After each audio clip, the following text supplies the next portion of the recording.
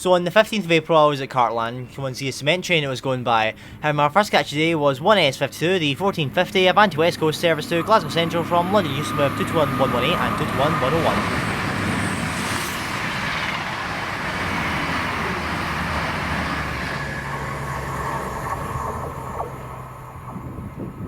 And then this is 1M15, the 1459 Avanti West Coast service to London Euston from Glasgow Central with 390128.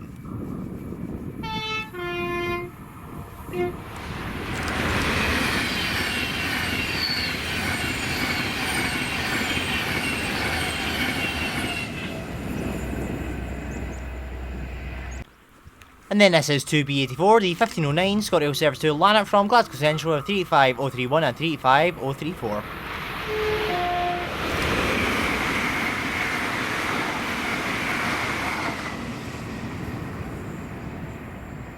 And then it's 5Z51, the 1529 Transparent Express service to Cartland from Glasgow Central with 397001.